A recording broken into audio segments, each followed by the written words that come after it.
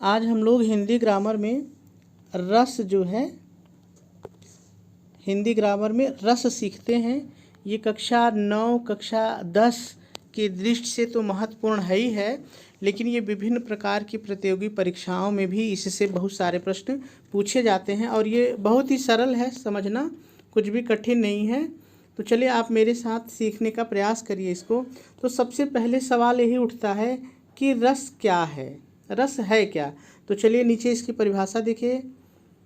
किसी भी काव्य को पढ़ने या सुनने से जिस आनंद की प्राप्ति होती है उसे यानी उस आनंद को रस कहते हैं। यहाँ पर एक चीज़ ये समझते चलिए कि हम यहाँ काव्य की बात कर रहे हैं, लेकिन जब हम कोई कहानी या नाटक देखते हैं तो वहाँ भी हमें आनंद की प्राप्ति होती है, लेकिन हम यहाँ अपने चैप्टर में सिर्फ काव्य की बात करेंगे, ठीक है। तो परिभाषा में आपने देखा कि लिखा हुआ है कि जब हम कोई काव्य पढ़ते हैं, काव्य यानी कोई कविता, कोई गीत, कोई गज़ल, तो उससे जो हमें आनंद मिलता है हम उसी आनंद को रस कहते हैं, ठीक है। जैसे नीचे 2 लाइन लिखी हुई है, ज़रा सा देखिए इसमें कौन सा रस है। तो देखिए आप यदि रस को पहचानना चाहते हैं तो 2 ही तरीके से आप काव्य के रस को पहचान सकते हैं। पहला ये कि इस कविता में दिया क्या है, क्या भाव है, इसमें किस चीज़ के बारे में बताया जा रहा है। अगर आप ये समझ लेंगे तब इसके रस को पकड़ पाएंगे कि इसमें ये रस है। या दूसरी चीज़ है कि आप कुछ इसमें से देखिए, कोई शब्द आपको पकड़ में आ जाए, जैसे यहाँ है रुलारे। अभी हम चर्चा करते हैं इस पर। तो 2 ही तरीके हैं रस को पहचानने के यहाँ पर। या तो आप उस कविता, उस पद्यांश या उस पद्य के भाव को जानिए कि उसमें क्या कहा जा रहा है, समझ पाइए, या तो फिर उनके शब्दों को पकड़ने का प्रयास कीजिए, ठीक है। तो चलिए देखते हैं। यहाँ पर जो 2 लाइनें लिखी हुई हैं ये कहाँ की हैं वो मैं पहले आपको बता दूँ। देखिए आपको पता है कि रामायण में लक्ष्मण और मेघनाथ के बीच युद्ध होता है, और जो मेघनाथ होता है वो जो लक्ष्मण होते हैं उनको शक्ति बाण मार देता है और वो बेहोश होकर के मैदान में गिर जाते हैं, बेहोश हो जाते हैं। तो उनके बड़े भाई राम उनको उठा करके उनका जो सिर है अपनी गोदी में रख करके और रोने लगते हैं। यहाँ पर वही जिक्र है, कहते क्या है राम, देखिए, मेरे लखन दुलारे बोल कछु बोल, मत भैया को रुला रे बोल कछु बोल। यदि आप चाहें तो इसको लय में भी पढ़ सकते हैं। मेरे लखन दुलारे बोल कछु बोल, मत भैया को रुला रे बोल कछु बोल। तो देखिए यहाँ पर जब आप देखेंगे तो आपको लगेगा नहीं यहाँ दुख की बात हो रही है, यहाँ कोई रो रहा है, तो यहाँ पर करुण रस है, ठीक है, करुण रस है। आगे अभी आपको और क्लियर हो जाएगा, देख लीजिए। अब दूसरे उदाहरण को हम देखते हैं। अब दूसरे उदाहरण को देखना है तो अब आप इसको पढ़िए, देखिए मेरे साथ आप भी पढ़िए।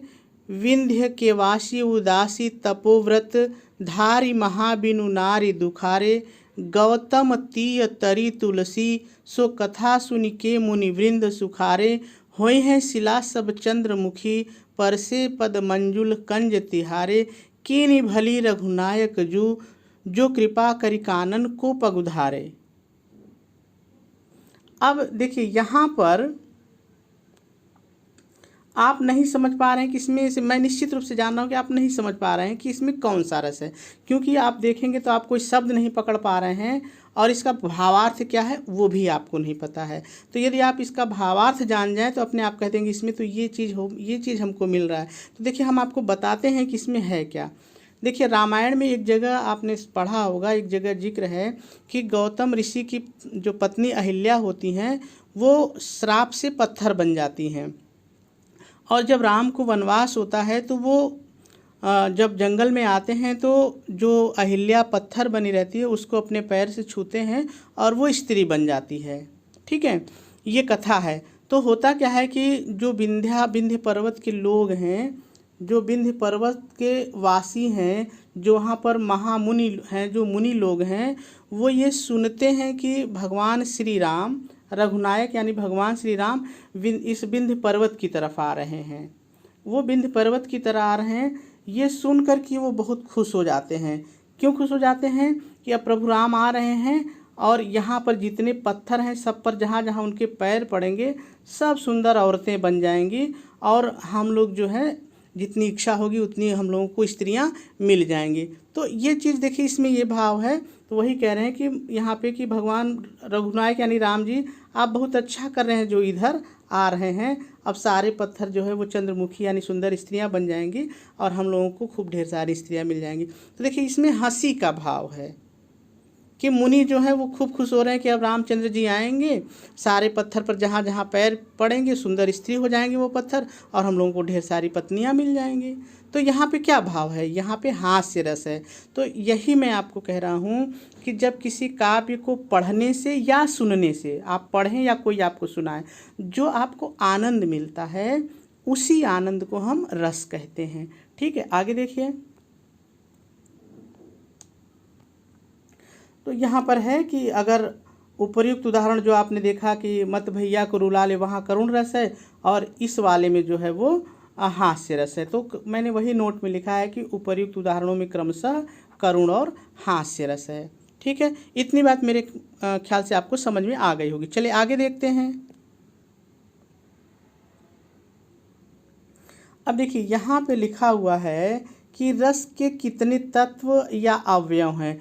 इसको आप ऐसे लिख सकते हैं कि रस के कितने अंग हैं। तो देखिए, आप ध्यान दीजिए कि रस के प्रमुख अंग 4 हैं। रस के प्रमुख अंग कितने हैं? 4 हैं।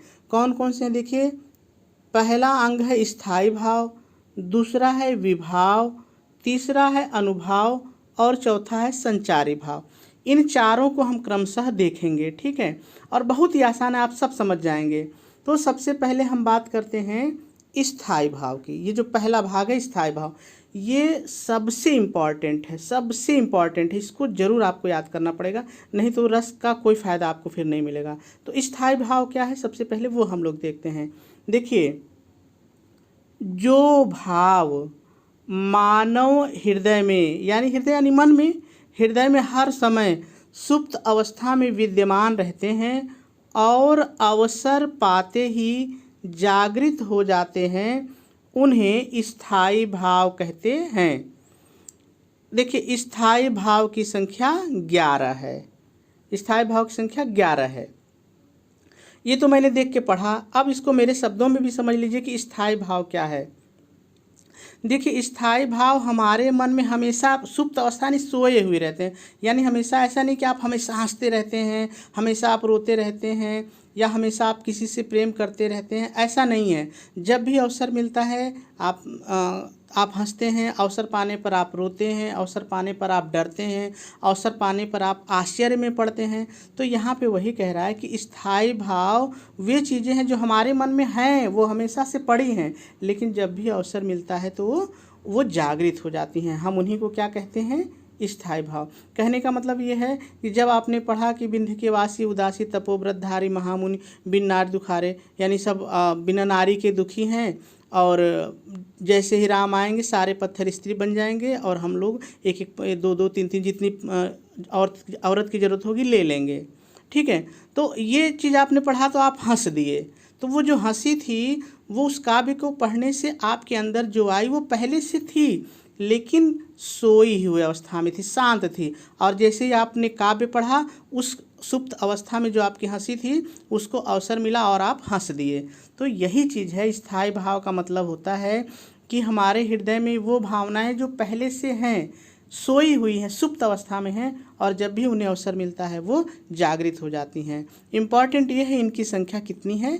11 है। आइए क्रमशः देखते हैं कि 11 कौन कौन से हैं और इन्हें याद करना बहुत ज़रूरी है। अगर आप स्थायी भाव, रस और स्थायी भाव नहीं याद करेंगे तो कुछ भी नहीं पढ़ पाएंगे। इसलिए मैं बार बार कह रहा हूँ कि आप रस और उसके स्थायी भाव को अवश्य पढ़िए। चलिए हम 11 को आराम से देखते हैं और सीखने का प्रयास करते हैं। चलिए देखिए, पहला जो रस है वो श्रृंगार रस है। देखिए श्रृंगार रस का ये स्थायी भाव इधर लिखा हुआ है, इधर रस लिखा हुआ है, और दोनों को आपको याद करना है, ये जान लीजिए। मैं बार बार कह रहा हूँ कि रस और स्थायी भाव आपको याद करना है, ये सबसे महत्वपूर्ण चीज़ है। तो पहला रस हुआ श्रृंगार रस, और श्रृंगार रस का स्थायी भाव होता है रति। परीक्षा में अक्सर पूछा जाता है कि श्रृंगार रस का स्थायी भाव लिखिए, तो आप बताएंगे कि उसका स्थायी भाव रति है। और रति का मतलब होता है प्रेम। किसका प्रेम? स्त्री पुरुष का प्रेम। दूसरा रस है हास्य। हास्य का स्थायी भाव होता है हास। हास्य रस है और इसका स्थायी भाव हास है। अब हास आता के हास, या तो हास कह लीजिए या हंसी, दोनों इसका स्थायी भाव। अब ये हास्य रस आपको आनंद मिलता कैसे? अंगों से या वाणी के विकार से मिलता है। जब आप पिक्चर देखते हैं और आप देखते हैं कि जॉनी लीवर इधर उधर मुंह बनाता है तो आप हंस देते हैं, और या वो कुछ डायलॉग्स बोलता है, वाणी बोलता है, विकार उत्पन्न होता है तो आप हंसते हैं। तो हास्य का स्थायी भाव हास या हंसी है। तीसरा है करुण रस।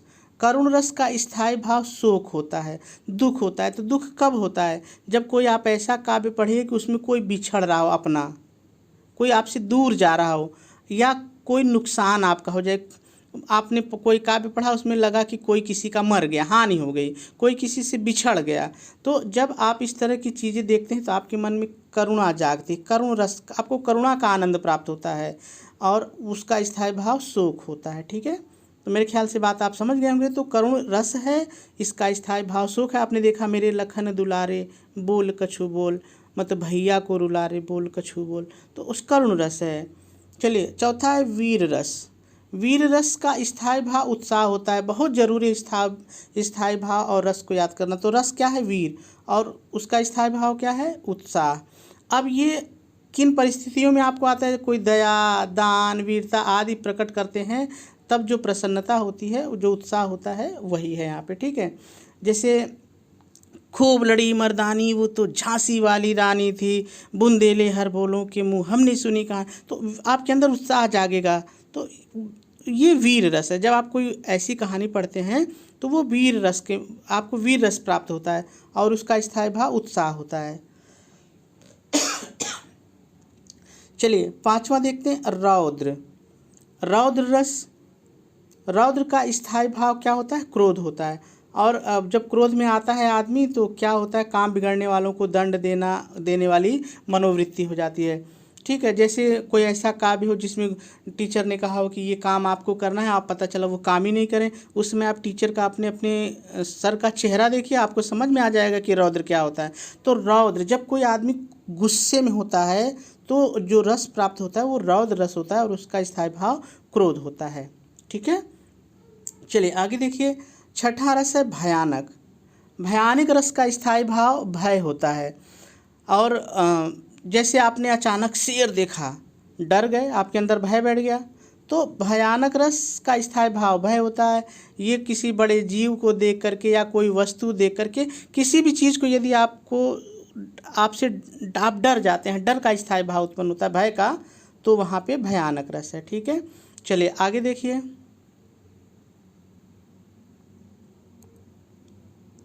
सातवां है विभत्स। विभत्स का स्थायी भाव जुगुप्सा होता है। देखिए जुगुप्सा का मतलब होता है घृणा। मान लीजिए कोई ऐसा काव्य पढ़ रहे हैं जिसमें ऐसा वर्णन हो कि अतड़ी पतड़ी निकली हुई है, खून बह रहा है, मांस के लोथड़े लटक रहे हैं, इस तरह का कोई काव्य पढ़ेंगे तो आपके अंदर जो स्थायी भाव पैदा होगा उसको जुगुप्सा कहेंगे, और वो जो रस आपको मिलेगा वो विभत्स होगा। तो आपको याद करना है कि विभत्स रस का स्थायी भाव जुगुप्सा है। ठीक है, आठवां है अद्भुत।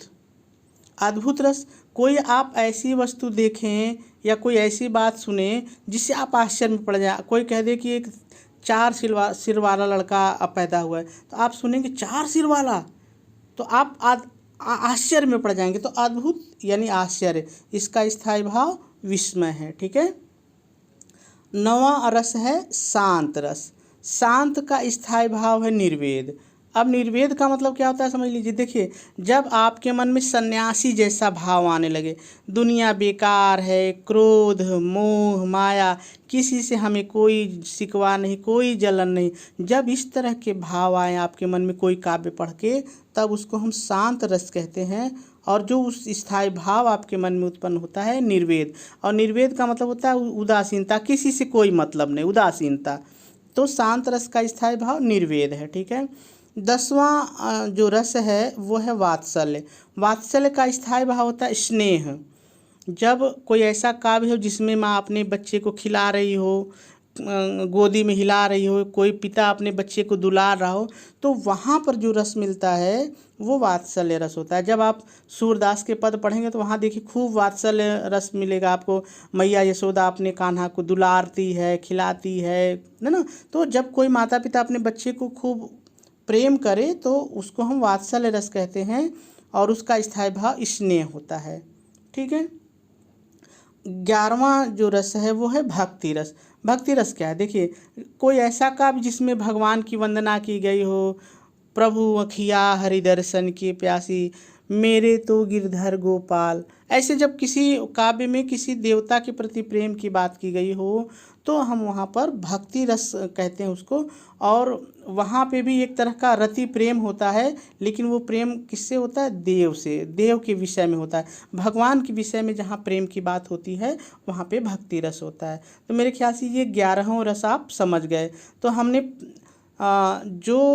था कि इनके कितने भाग होते हैं, देखिए ये हम पढ़ रहे थे कि कितने होते हैं। तो स्थायी भाव हम लोगों ने कंप्लीट कर लिया कि इनकी संख्या 11 होती है और ये कौन कौन से होते हैं। ठीक है। अब हमको विभाव पढ़ना है, ध्यान दीजिए, विभाव पढ़ना है। तो चलिए विभाव को भी देख लेते हैं।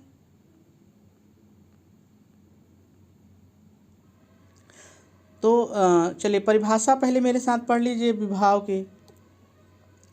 विभाव क्या है? जिसके कारण आपके मन में स्थायी भाव उत्पन्न होता है उसे विभाव कहते हैं। जैसे आपने कोई हाथी अचानक देखा और हाथी को देख करके आपके हृदय में भय, डर,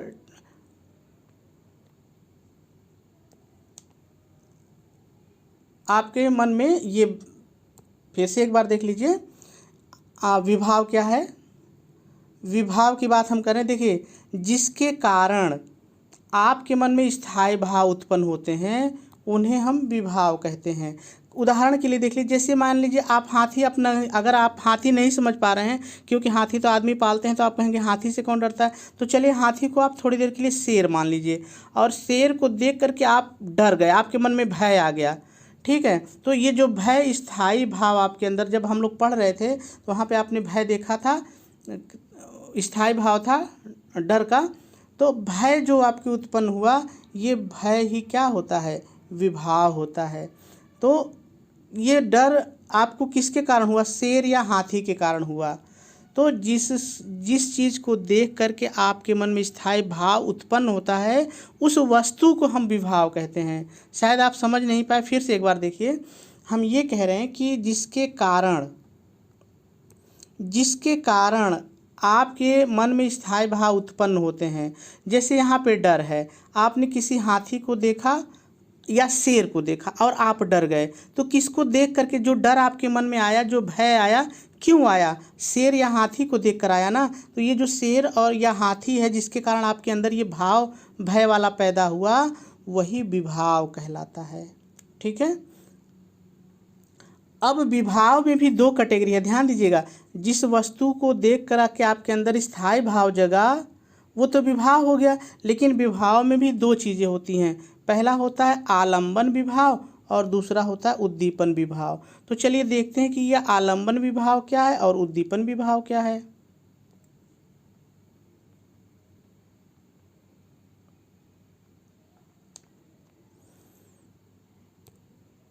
देखिए आलंबन विभाव क्या है, पहले देखते हैं। आलंबन विभाव वह विभाव है जिसके द्वारा मन में स्थायी भाव जगता है। जैसे मैंने पहले कहा कि आपने हाथी देखा या शेर देखा तो आपके मन में भय आ गया, तो हाथी और शेर क्या था? आलंबन विभाव। ठीक है। लेकिन अब देखिए उद्दीपन विभाव क्या है। उद्दीपन विभाव क्या है, देख लिया जाए। देखिए, हाथी को देख के आपके अंदर भय उत्पन्न हुआ, वो तो आलम्बन विभाव हो गया। लेकिन उद्दीपन विभाव क्या है? मान लीजिए वही हाथी आपकी तरफ चिल्ला के दौड़े, चिंघाड़ के दौड़े, या वही शेर गरजे खूब तेज, तो जो आप डर रहे थे और ज़्यादा डर जाएंगे। ध्यान दीजिए, उद्दीपन विभाव वह है जिससे स्थायी भाव और भी ज़्यादा बढ़ जाए। आपने हाथी शेर को देखा तो डरे, लेकिन जब वो दहाड़ा या चिंघाड़ा तो आप और ज़्यादा डर गए। तो जो उसने काम किया चिंघाड़ने का, हाथी ने जो चिंघाड़ा या शेर ने जो दहाड़ा, तो उसकी दहाड़, उसकी जो आवाज़ है वो उद्दीपन विभाव है। क्यों? क्योंकि उससे आपका डर और बढ़ गया। तो यहाँ पर उदाहरण में वही लिखा है, जैसे हाथी को देखकर आप डर गए, ठीक है, आलम्बन विभाव हो गया। लेकिन अब वही हाथी या शेर आपको देख करके दहाड़ने या चिंघाड़ने लगे तो आप और अधिक डर जाएंगे। तो जो वो चिंघाड़ा या जो दहाड़ा, जो उसने आवाज़ की, जो एक्शन किया, वो एक्शन ही उद्दीपन विभाव है। ठीक है, तो यहाँ पर आज हम लोग केवल दो ही रस के दो ही अंग पढ़ेंगे, स्थायी भाव और विभाव। ठीक है, कल इसके आगे दो जो है वो और पढ़ेंगे। और जो 11 रस हैं वो सारे रस हम लोग उदाहरण सहित एक एक रस देखेंगे। अच्छा होगा कि आप प्रत्येक भाग को देखते रहिए और उसका नोट्स बनाते रहिए कॉपी पर, ठीक है, और धीरे धीरे लिखते रहिए। वीडियो अगर कहीं बड़ी हो जाए तो बिल्कुल आप घबराएंगे नहीं, आराम से पढ़ना है तो हमें लिखना ही पड़ेगा, देखना ही पड़ेगा। आज इतना ही, कल इसके दूसरे भाग पर चलेंगे, ठीक है।